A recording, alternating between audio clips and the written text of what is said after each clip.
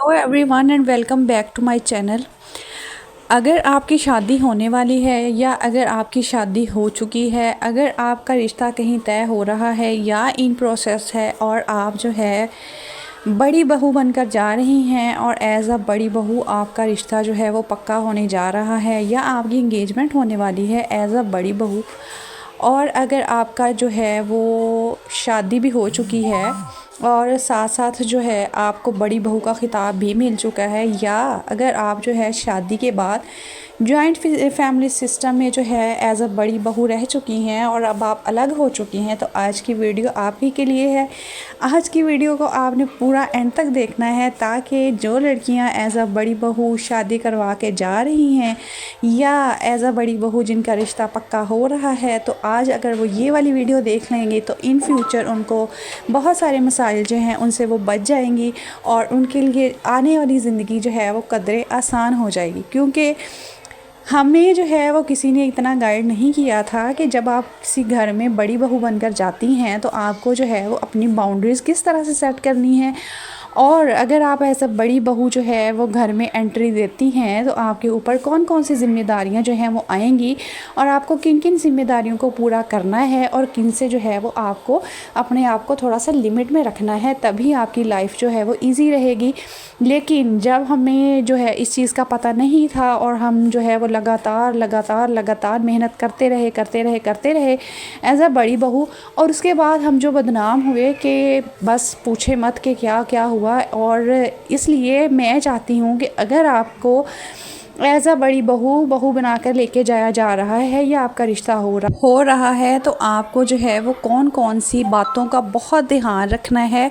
और किन किन बातों को आपको अवॉइड करना है। अच्छा, ये वाली जो वीडियो है ना, अगर आप इसको वीडियो को लाइक करेंगे, कमेंट करेंगे, सब्सक्राइब करेंगे चैनल को, तो इस वीडियो से आपको पूरी लाइफ में बहुत ज़्यादा फ़ायदा मिलने वाला है। वरना अगर आपने इस वीडियो को स्किप कर दिया तो आपकी जो है ना पूरी लाइफ की जो सेटलमेंट है ना वो ख़राब होने वाली है। तो मैं आपको जो है वो कोई ऐसी नेगेटिव बातें नहीं बताऊंगी, क्योंकि हर तरह की हर बंदे की लाइफ का जो एक्सपीरियंस होता है वो हर किसी के साथ डिफरेंट होता है। अगर आपने ये सोच लिया है कि अगर आप बड़ी बहू के तौर पर जो है वो ब्याही जा रही हैं तो आपके ऊपर जो है वो एक तो सबसे पहली बात ये है कि आपके ऊपर ज़िम्मेदारी बहुत ज़्यादा होगी। चलिए जी, स्टार्ट करते हैं शुरू से कि शुरू से ही आपको जो है ना किस तरह से अपनी बाउंड्रीज़ को सेट करना है कि आप जो है एज़ अ बड़ी बहू कभी भी जो है एज़ अ बुरी बहू आपको कोई ख़िताब ना मिले और आप बड़ी बहू ही रहें, बुरी बहू ना बने। अच्छा जी, सबसे पहली बात, जब आपका रिश्ता तय होगा और आपने जो है आपको देखने आएंगे एज़ अ बड़ी बहू, तो आपसे बहुत सारी एक्सपेक्टेशंस होंगी कि आप जो है एज़ अ बड़ी बहू बन के जा रही हैं। तो सबसे पहले तो क्योंकि घर में जो है पहला रिश्ता होता है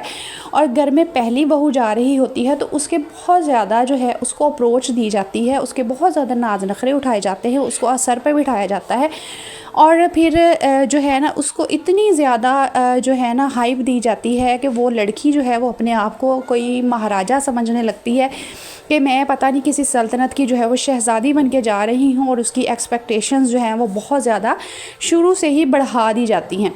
ठीक है, और उसके बाद जब उसकी रिश्ता तय हो जाता है और चूँकि पहला रिश्ता होता है और घर में बहू की जो है वो पहली बहू की एंट्री होती है, तो जो रिश्ता तय करते वक्त ही जो है ना बहुत ज़्यादा